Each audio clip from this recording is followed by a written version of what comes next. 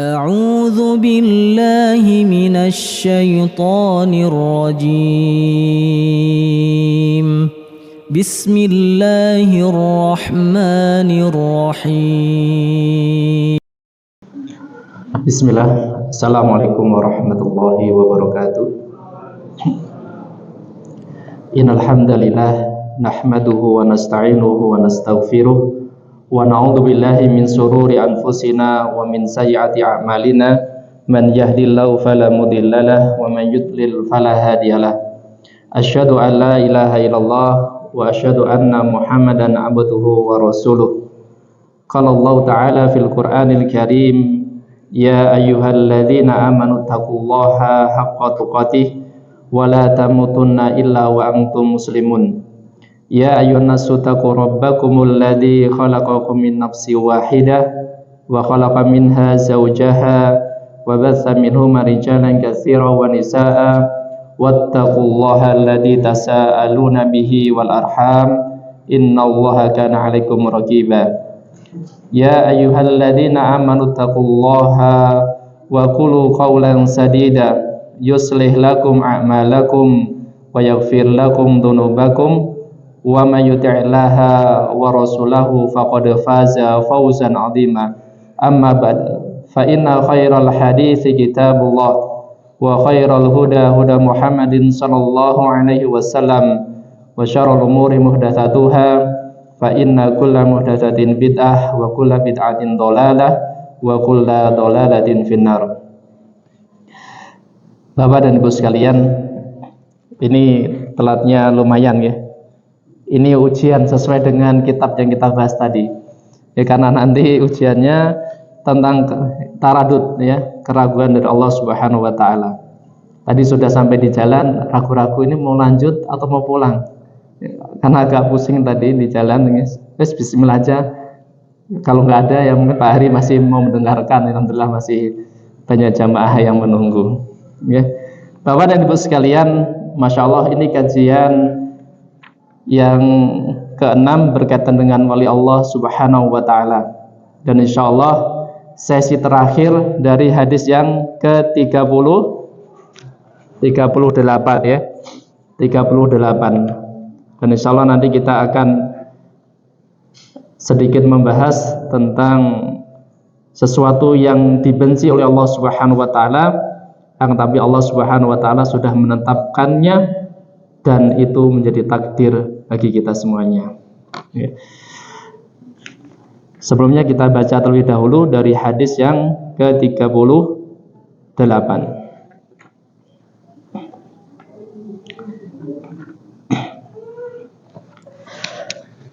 An Abi Hurairah radhiyallahu anhu qala qala Rasulullah sallallahu alaihi wasallam, inna Allah ta'ala qala man adani waliyan faqad adantuhu bil harbi wa ma taqarraba ilayya 'abdi bi syai'in ahabba ilayya mimma aftaratuhu alaihi wa ma yazalu 'abdi yataqarrabu ilayya bin nawafili hatta uhibbahu fa idza ahbabtuhu kuntu sam'ahu alladhi yasma'u bihi wa basarahu alladhi yubsiru bihi wa yadahu allati yabtishu biha wa rijlahu allati yamshi biha wa la in sa'alani la'udiyannahu wa nista'adani la'ukhdiyannahu. Ya, rawahul Bukhari. Bapak dan Ibu sekalian, pertemuan kemarin sudah kita membahas keutamaan tentang wali Allah Subhanahu wa taala. Wali Allah Subhanahu wa taala. Kajian yang singkat, simpel, akan tapi jenengan perlu praktek ya. Perlu praktek. Ya. Bagaimana merasakan kenikmatan demi kenikmatan yang Allah Subhanahu wa taala berikan pada kita. Pertanyaanipun, sampun angsal napa dereng niki? Sebuah kenikmatan selama sepekan ini? Dereng. Barangkali ada ilham tertentu yang perlu jenengan ya perbaiki atau apa? Atau sudah biasa saja?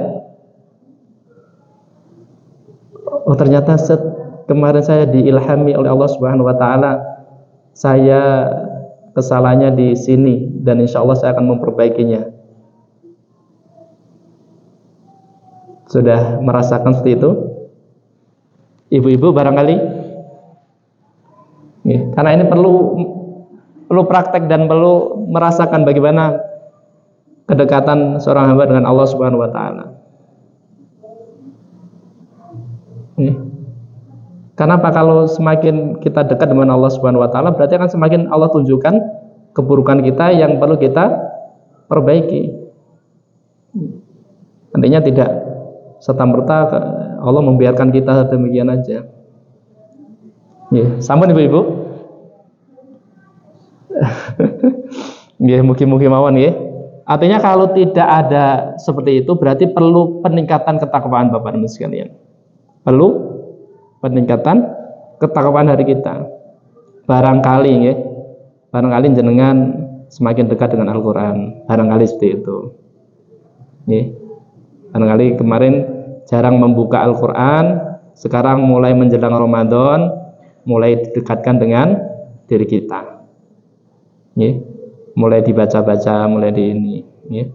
Atau mungkin apa yang perlu diperbaiki, sholatnya, ya, atau puasa sunnahnya perlu diperbaiki dan sebagainya, sehingga nanti akan Allah tunjukkan di mana letak perilaku kita yang belum pas untuk menuju Allah Subhanahu wa taala.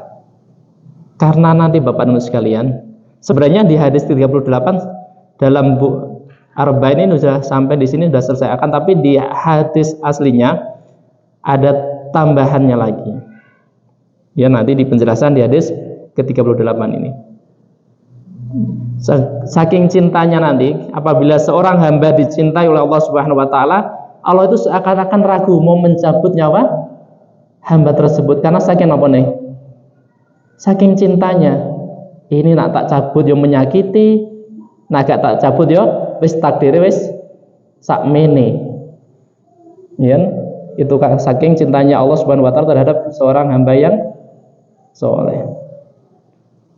Ini makanya Bapak Ibu sekalian, ya, semoga kita semua diberi hidayah dan taufik oleh Allah Subhanahu wa taala untuk senantiasa memperbaiki diri kita semuanya, dan ada ilham-ilham yang barangkali seliweran yang terkadang kita tidak memperhatikannya perlu kita perhatikan, ya, sehingga kita semakin meningkat ketakwaan kita pada Allah Subhanahu wa taala.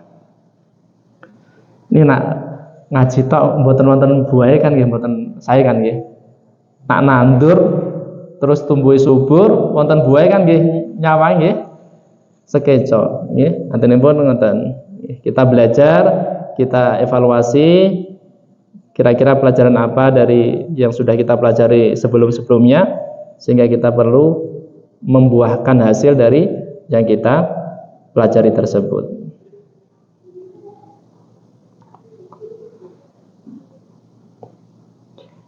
Kemarin banyak sekali faedah yang bisa kita ambil dari orang yang menjadi walinya Allah Subhanahu wa taala.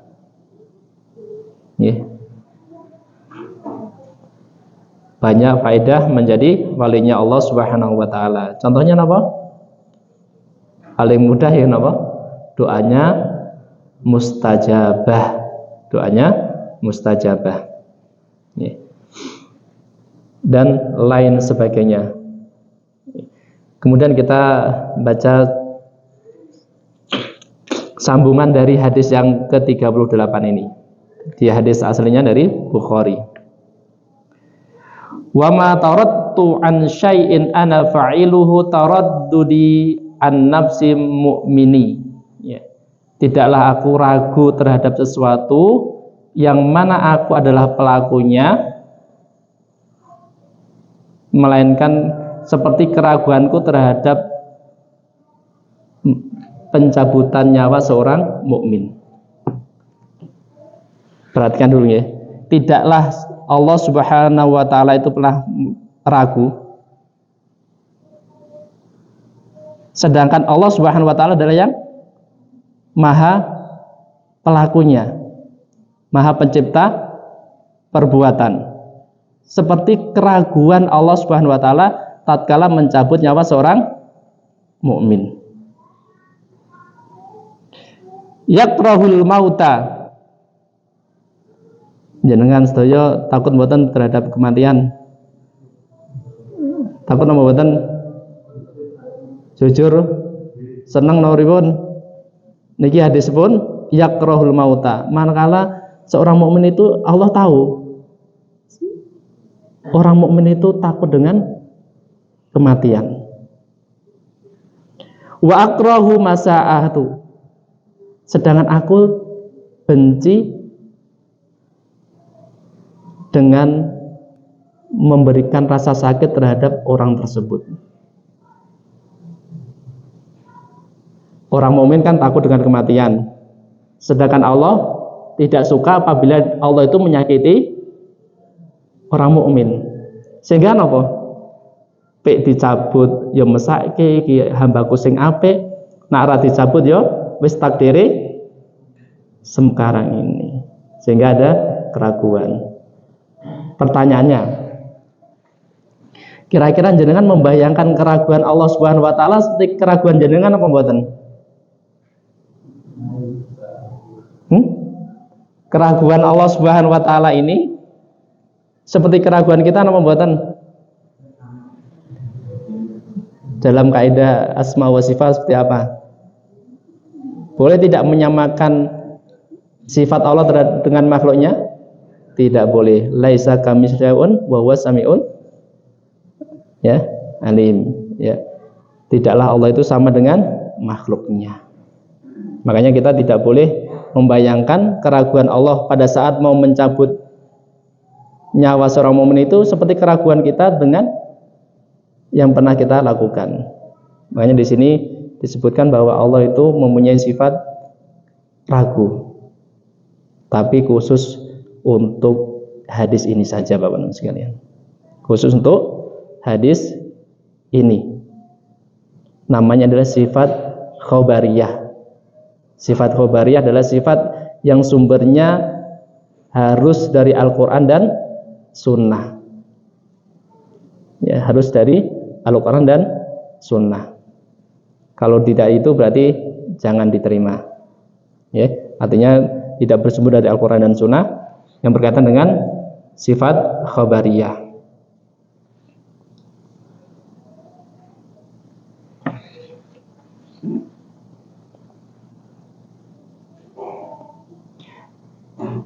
Kita baca faidahnya. Jawazu idhofati taraddudi ilallahi makrunan bitafsirihi.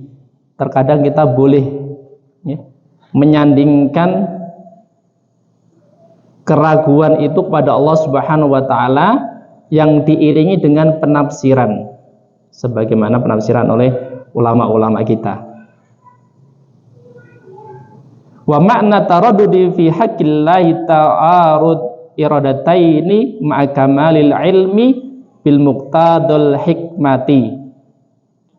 Yang dimaksud keraguan di sini Bapak Ibu sekalian, di dalam haknya Allah Subhanahu wa taala adalah terjadinya dua kehendak Allah Subhanahu wa taala.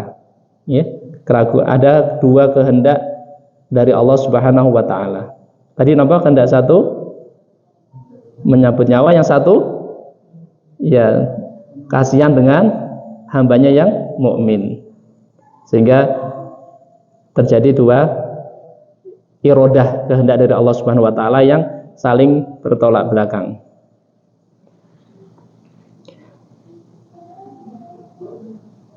Maka mali ilmi bimuqtada hikmah, akan tapi di sini harus disertai dengan ilmunya Allah Subhanahu wa taala, kesempurnaan ilmu dari Allah Subhanahu wa taala yang mana hal tersebut mengandung hikmah. Artinya, Bapak Ibu sekalian, di sini Allah Subhanahu wa taala melakukan hal tersebut itu mengandung hikmah yang banyak. Hikmahnya bisa kita ambil. Makanya nanti kita bisa belajar bagaimana seorang merasakan saking cintanya Allah Subhanahu wa taala sehingga Allah Subhanahu wa taala ragu untuk menyebut nyawanya. Berarti hikmahnya dari kita adalah minimal kita harus semakin dekat pada Allah Subhanahu wa taala. Sehingga Allah sayang banget pada saat kita dicabut nyawanya. Gitu. Wa bima ya sayakunu, dan dengan apa-apa yang akan terjadi, bi khilafi taradudil makhluqil ladzi huwa naqsun, dan ini bertolak belakang dengan keraguan seorang makhluk manusia yang mana itu semua adalah sifatnya kekurangan. Paham maksudnya nggih? Kalau Allah itu berarti mengandung ilmu dan hikmah yang besar. Sedangkan makhluk, keraguan yang dilakukan oleh makhluk, keraguan itu mengandung adalah kekurangan dan kelemahan. Sumbernya apa dari makhluk itu kok mengandung kekurangan? Wa mansu'uhu al-jahlu bil maslahati wa biwaqibihil umuri. Kenapa mengandung kekurangan? Karena keraguan makhluk itu muncul karena kebodohan di dalam mengambil kebaikan dan akibat dari tindakannya. Nggih. Kinten-kinten ngoten apa mboten?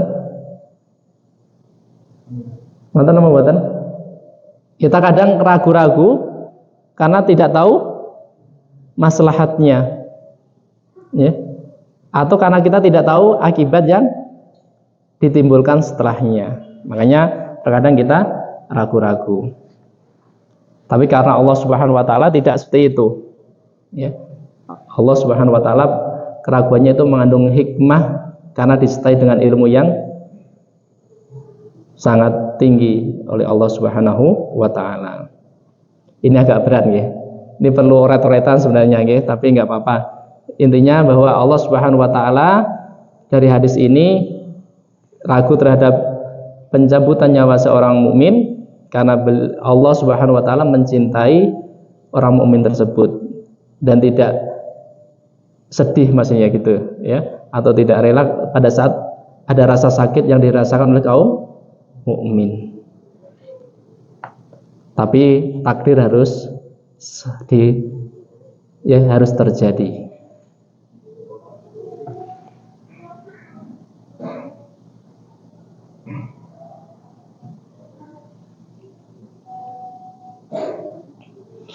Dan Bapak dan Ibu sekalian, salah satu poin penting dari sifat khobariyah adalah seorang ahlu sunnah wal jamaah perlu meyakini ada sifat tersebut. Karena ada golongan yang tidak meyakini sifat khobariyah ini. Misalnya wajah, ada sebagian golongan yang tidak meyakini wajahnya Allah Subhanahu wa taala atau tangannya Allah Subhanahu wa taala. Ya, sehingga ini adalah golongan yang menyimpang dari ahlussunnah wal jamaah. Tapi kalau ahlussunnah wal jamaah harus yakin apa yang dikabarkan oleh Al-Quran dan Sunnah itu pasti benar, walaupun tidak sesuai dengan logika dan pikiran kita. Makanya kan ada yang Allah wajahnya seperti apa? Gitu kan, gitu. Kalau wajah kan seperti kita ini. Oh, berarti itu nyimpang dari ahlussunnah wal jamaah. Misalnya Allah turun ke langit dunia, itu kadang ada yang tidak meyakininya. Kalau Allah turun ke bawah, berarti yang di atas siapa? Ada seperti itu betul? Iya. Itu harus hati-hati. Bahwa sifatnya Allah Subhanahu wa taala tidak seperti sifatnya makhluk. Maka kita harus hati-hati. Kalau Ahlussunnah wal Jamaah meyakini sifat yang sudah dikabarkan di dalam Al-Quran dan Sunnah, tanpa memisalkannya seperti apa, tanpa menyelewengkannya seperti apa, tanpa menyuruhkannya seperti apa. Ya sami'na wa ata'na.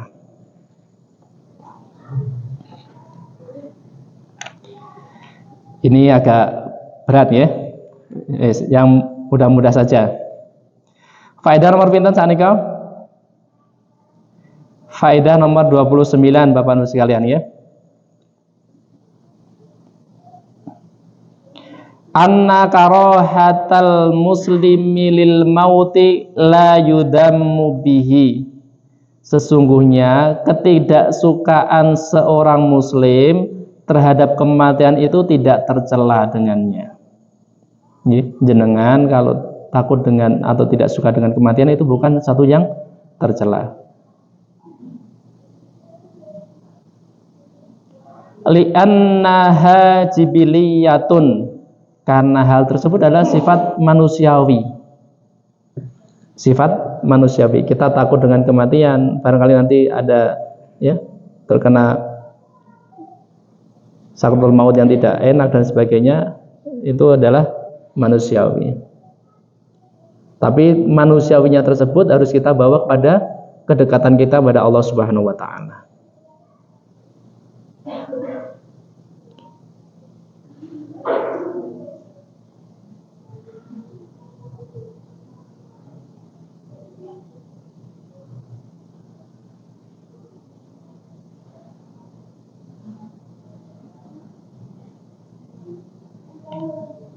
Sangat dipahami ya. Li'anna jibiliyatun, karena itu sifat manusiawi. Yang manusiawi napa? Takut dengan harimau. Jenengan takut apa mboten dengan harimau? Atau mengelus-ngelusnya dengan harimau? Yaitu jibiliyah ya. Takut dengan setan. Ini jibiliyah napa? Apa ini? Ayo, siapa yang takut dengan setan? Saya tadi ada kosan di Logomas itu kan. Ini ada satu lama tidak ditempatin Bapak Ibu sekalian ya. Ada 16 kamar tidak ditempatin. Baru kemarin 2 bulan sudah keluar. Satu ini masuk lagi. Tadi cerita, Pak, saya semalam tidur di atas ada suara kaki Pak. Gak apa-apa Mbak, itu tetangga barangkali. Ini 16 kamar, perempuan tidur sendiri di kosan tersebut ya. Ya mungkin agak-agak uji nyali ya. Kalau setan jangan takut ya.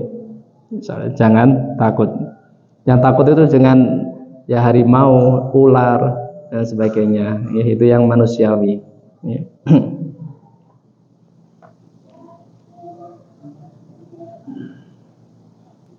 Walaisa dzalika min qabili karahati liqa'illah, dan itu bukan termasuk dari kebenciannya untuk bertemu dengan Allah Subhanahu wa taala. Artinya ketidaksukaan kita terhadap kematian itu bukan menunjukkan ketidaksukaan kita untuk bertemu dengan Allah Subhanahu wa taala. Karena apa? Karena itu sifat jibiliyah manusiawi kita semuanya. Sangat dipahami ya?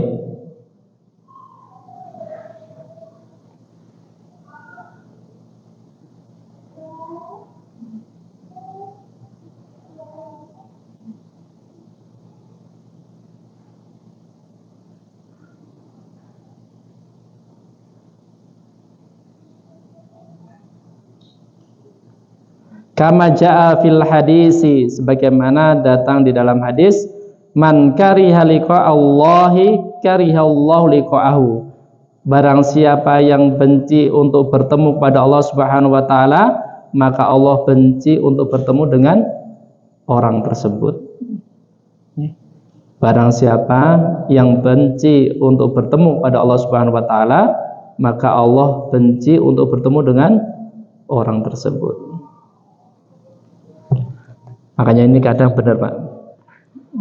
Maksiat itu kadang membuat kita apa? Takut dengan kematian. Betul apa mboten? Terkadang menghantui kita untuk seperti itu. Terus apa mboten ngeten iki? Nggih, kalau kemaksiatan yang pernah kita kerjakan terkadang mengganggu kita dengan ketakutan dengan kematian, sehingga bayangan kita mati itu ya sesuatu yang menakutkan, sehingga mungkin nanti seperti apa, sakitnya seperti apa, nanti tanggungan saya di dunia seperti apa, nanti di akhirat seperti apa, dan seterusnya. Nggih napa mboten? Makanya kita berusaha memperbaiki diri kita. Makanya tadi evaluasi diri kita. Kira-kira apa yang perlu kita perbaiki setelah ini? Supaya apa?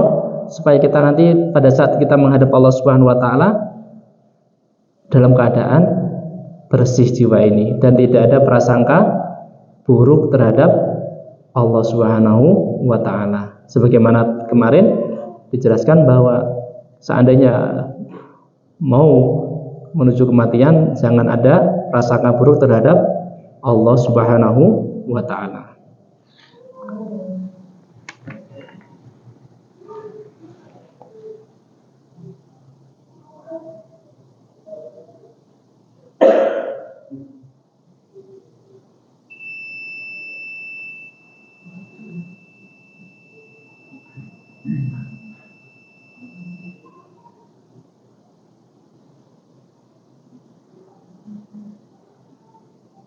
Pak Didi, Pak Diatarin.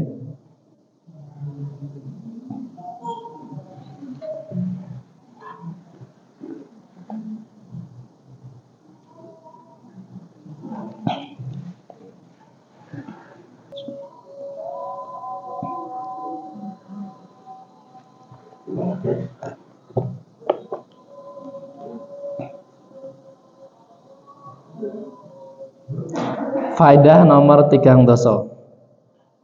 Faedah nomor 3 doso. Annallaha yakrahu ma yasu'u waliyahu.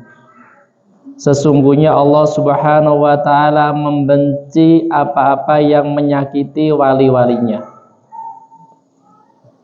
Sesungguhnya Allah Subhanahu wa taala membenci apa-apa yang menyakiti wali-walinya.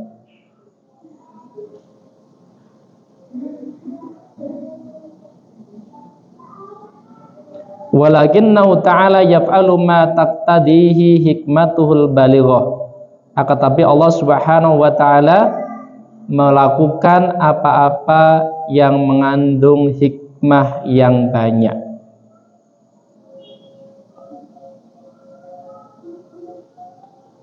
Allah Subhanahu wa taala tidak akan menyakiti walinya. Adapun sesuatu yang dilakukan oleh Allah Subhanahu wa taala pasti mengandung hikmah yang besar. Niki perlu praktek napa mboten? Perlu nggih? Atau hanya sekedar dibaca saja? Contohnya pun saged dipahami napa dereng di dalam kehidupan kita? Saged nggih? Contohnya pun kula nggih, samami kula sampun donga, siang donga, bengi donga, esuk donga. Nggih. Tapi tesih disukani barangkali anake kurang solehah barangkali wonten. Niku menurut kita sae napa mboten? Tidak baik. Tapi ternyata di sana mengandung hikmah yang besar dari Allah Subhanahu wa taala. Terus mungkin ada di antara jamaah yang sakit lama. Itu sebenarnya Allah Subhanahu wa taala ya tidak tega. Artinya dari sini ya, annallaha yakrahu ma yasu'u waliyahu. Kalau memang benar-benar wali tidak akan menyakiti wali tersebut. Akan tapi terkadang diberi sakit yang tidak sembuh-sembuh. Karena apa? Di dalamnya pasti mengandung hikmah yang besar. Terus napa mulai?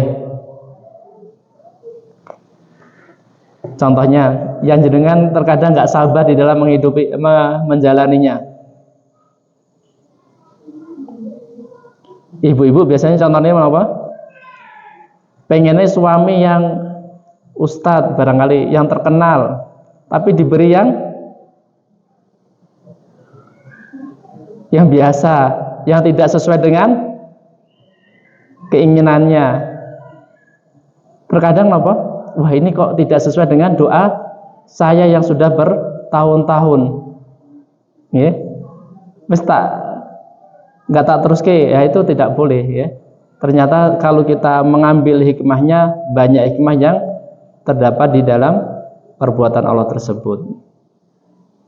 Makanya Bapak Ibu sekalian, di sini kita bisa memahami bahwa Allah Subhanahu wa taala banyak sekali memberikan hikmah yang perlu kita cari.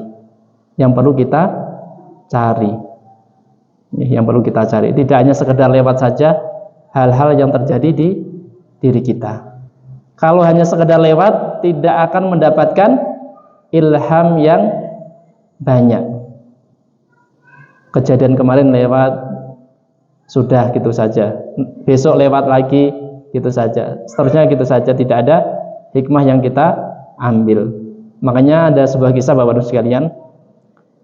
Ada orang ya di sebuah kelas itu yang paling tidak bisa sendiri. Tidak bisa sendiri. Ya. Kemudian diajaklah murid ini ke sebuah kota, naik kendaraan umum, ditempatkan di belakang sendiri. Artinya dipesankan tiket, duduk di belakang sendiri. Sangat dipahami ya. Murid yang tidak bisa, yang paling paling apa? Paling apa? Ya paling inilah ya. Pokoknya kalau masuk kelas itu biarkan masuk saja ya. Paham tidak paham yang penting masuk. Ya, suatu saat diajaklah murid ini keluar kota. Ya. Kemudian diajak, Pak, kenapa Pak saya pesankan tiket di belakang sendiri? Ya.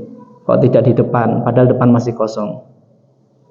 Kemudian tadi ustaznya menjelaskan, Pak, kondisi apapun, walaupun Bapak mungkin di sekolah tidak bisa memahami pelajaran, ya, selama jenengan rajin dan mengikuti gerbong ini, artinya gerbong kelas ini, pasti akan sampai.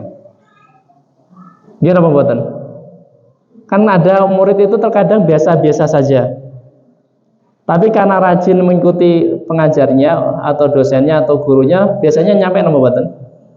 Nyampe. Yang penting nurut saja. Dan tadi ustaznya kemudian berpesan, jangan lupa minta ilmu hikmah. Minta ilmu hikmah. Sangat dipahami nama boten? Terkadang kan kita tidak merasa sampai ke sana ya. Pokoknya belajar saja tapi tidak merasakan hikmah yang terkandung di dalam pelajaran yang kita ambil tadi. Artinya kita ngaji lama tapi hati kita seakan-akan kosong. Pernah merasakan seperti itu mboten?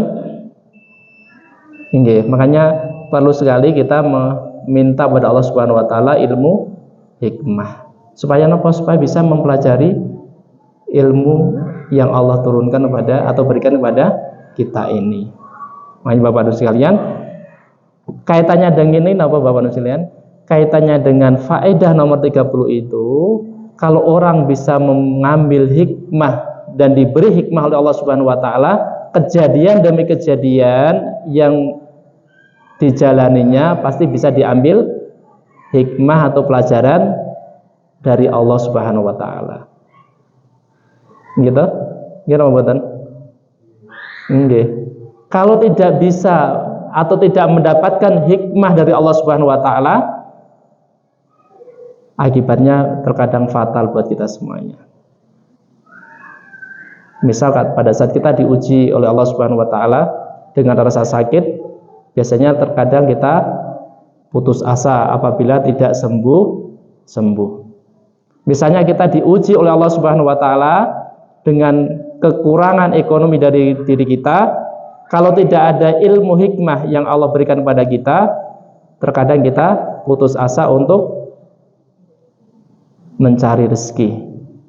Terkadang kita berburuk sangka terhadap Allah Subhanahu wa taala.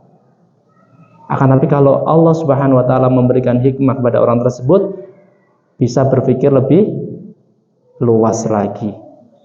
Hikmahnya nopo kalau seperti ini terjadi pada diri saya. Kenapa kok saya ditakdirkan seperti ini?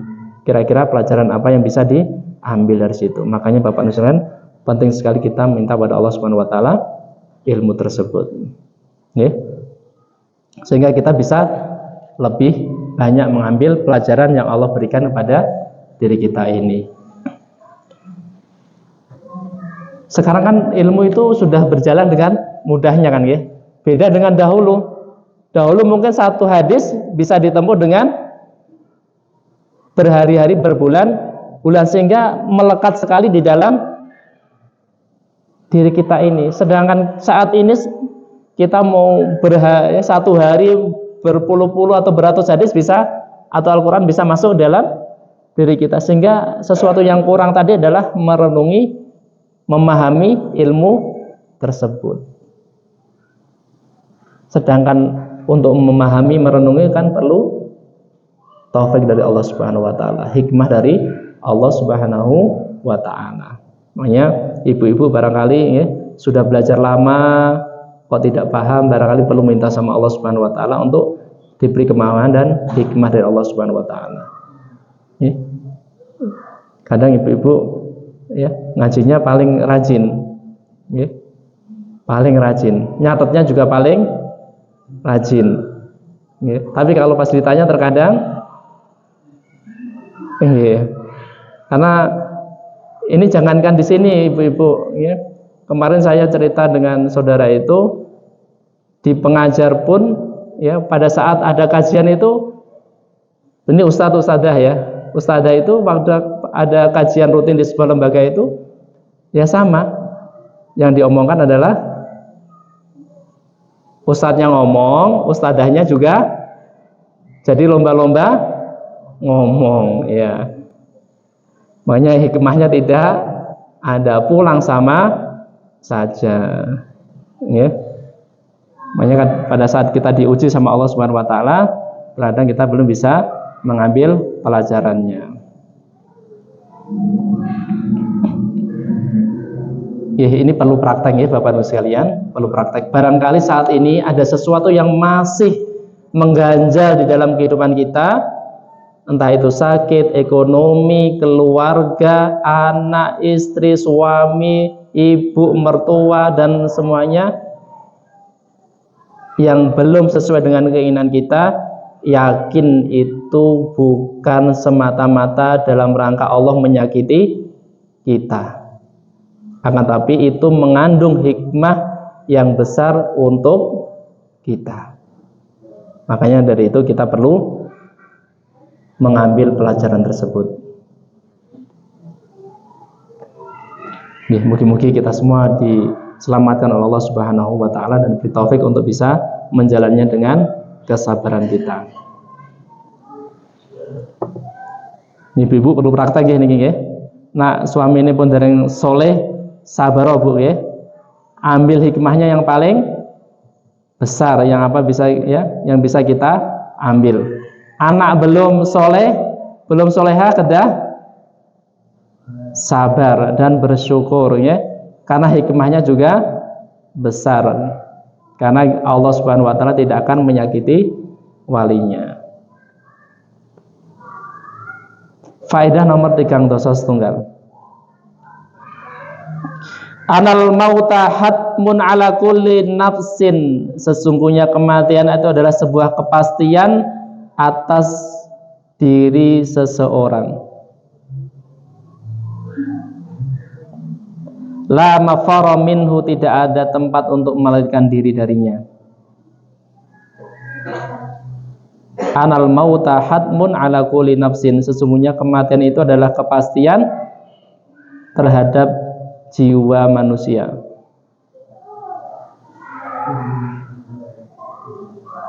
La mafara minhu, dan tidak ada tempat untuk berlari darinya.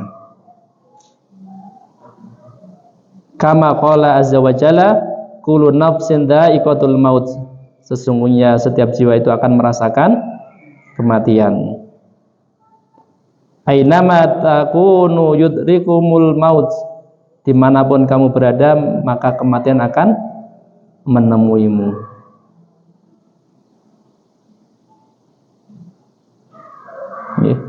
Ini faedah nomor 3.1.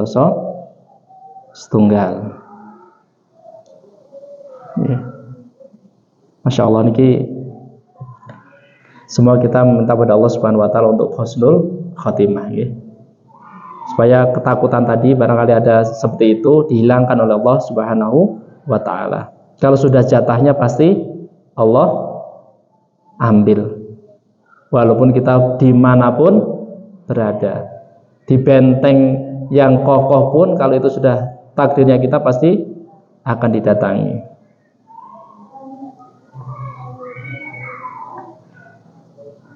Makanya ya perlu ketenangan untuk hidup ini. Tenang, banyak berprasangka baik terhadap Allah Subhanahu wa Ta'ala. Banyak berprasangka baik terhadap Allah Subhanahu wa Ta'ala.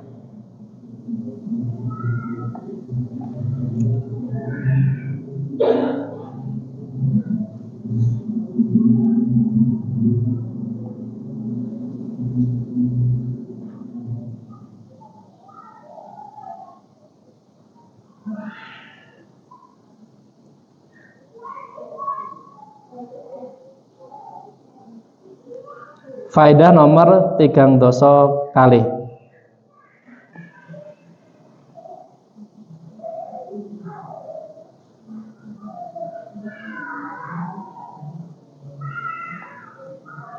Isbatul af'ali ikhtiyariyah fi haqqihi ta'ala.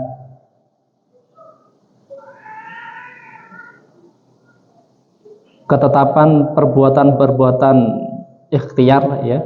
Ikhtiar itu ya memilih di dalam haknya Allah Subhanahu wa Ta'ala.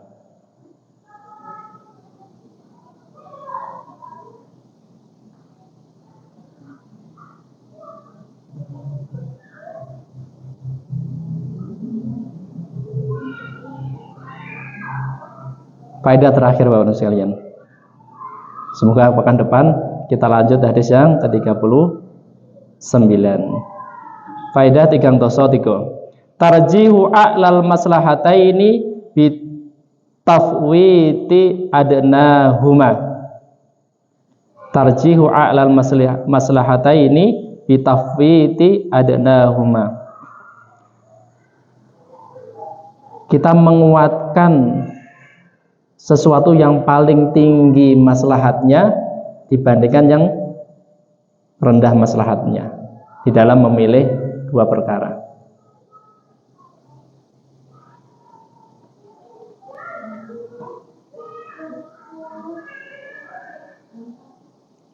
Yang menguatkan sesuatu yang paling tinggi maslahatnya dan kita meninggalkan yang rendah maslahatnya. Apalagi walinya Allah Subhanahu wa Ta'ala, ya. Walinya Allah Subhanahu wa Ta'ala mengerjakan yang wajib, kemudian meninggalkan yang haram, kemudian yang lebih tinggi lagi yang sunnah dikerjakan, sampai Allah Subhanahu wa Ta'ala mencintai hamba tersebut. Sehingga semakin kita dekat kepada Allah Subhanahu wa Ta'ala, kita akan merasakan bagaimana kedekatan Allah terhadap kita, ya. Contohnya bisa dipahami dari faedah nomor 33, ya, bahwa kita pada saat ada dua hal, ya, ada dua hal yang mengandung kebaikan, maka yang diambil adalah yang paling besar manfaatnya, besar faedahnya. Ya. Tapi terkadang hawa nafsu menggoda kita. Hawa nafsu menggoda kita. Contohnya, ya. Contohnya,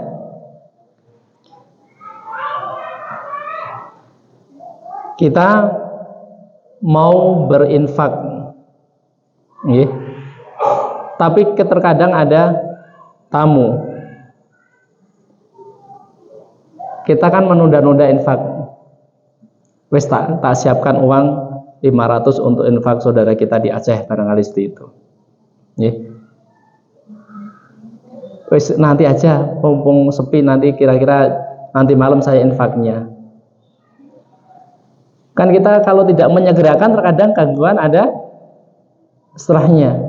Mungkin apa kerewelan anak atau apa yang terkadang, ya, yang rencana kita mau menginfakkan tadi tidak jadi, sehingga uang yang kita niatkan infak kita keluarkan untuk sesuatu yang di luar tujuan awal kita tadi. Makanya kalau sudah ada kebaikan, niat baik, segera kita lakukan. Ini kalau gitu memang manfaatnya besar, kita harus yakin untuk melakukannya. Karena dari sini kita bisa mengambil faedah, itu adalah termasuk hal yang baik di hadapan Allah Subhanahu wa Ta'ala. Mungkin itu Bapak Ibu sekalian yang bisa kita pelajari bersama untuk malam hari ini. Poinnya apa Bapak Ibu sekalian pada malam hari ini? Bisa mengambil kesimpulan semuanya?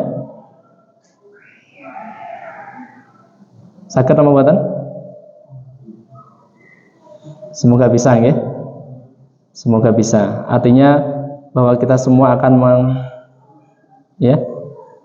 mengalami kematian. Maka yang paling terbaik persiapan kita adalah menyiapkan diri kita menjadi orang yang paling bertakwa di hadapan Allah Subhanahu wa Ta'ala. Sehingga nanti saking dekatnya kita dengan Allah Subhanahu wa Ta'ala, semoga kita pada saat kita dicabut nyawa kita dengan cabutan yang halus. Bukan cabutan seperti apa? Orang yang banyak dosanya dicabut nyawanya seperti apa? Seperti kain bundel, ya. Bundel terus dicabut, ada jarumnya dicabut. Kira-kira apa? Ya. Susah, ya. Semoga kita semua dari pelajaran 38, semoga kita semua menjadi walinya Allah Subhanahu wa Ta'ala, dan kita bisa diberi taufik, ya, oleh Allah Subhanahu wa Ta'ala, dan diberi taufik oleh Allah Subhanahu wa Ta'ala untuk senantiasa bertakwa, sehingga kita semua menjadi hamba yang husnul khotimah dan dimasukkan surga oleh Allah Subhanahu wa Ta'ala. Mungkin itu Bapak Ibu sekalian yang bisa kita pelajari pada malam hari ini. Semoga kita bisa kembali bertemu untuk pekan depan. Insya Allah akan membahas hadis yang ke-39, ya. Barakallahu fikum. Mohon maaf atas segala kekurangan dari kami. Kalau itu benar datangnya dari Allah Subhanahu wa Ta'ala, apabila itu salah datangnya dari kami pribadi. Dan semoga Allah Subhanahu wa Ta'ala senantiasa membimbing kita semuanya untuk menjadi hamba yang bertakwa, menjadi wali Allah Subhanahu wa Ta'ala, memasukkan kita ke dalam surganya, dan kita bisa melihat wajahnya Allah Subhanahu wa Ta'ala bersama orang-orang yang kita cintai, dan semua kaum mukmin yang Allah beri kenikmatan tersebut. Barakallahu fikum. Kita tutup dengan doa kafaratul majelis. Subhanakallahumma wa bihamdika asyhadu an la ilaha illa anta astaghfiruka wa atubu ilaik. Wassalamualaikum warahmatullahi wabarakatuh.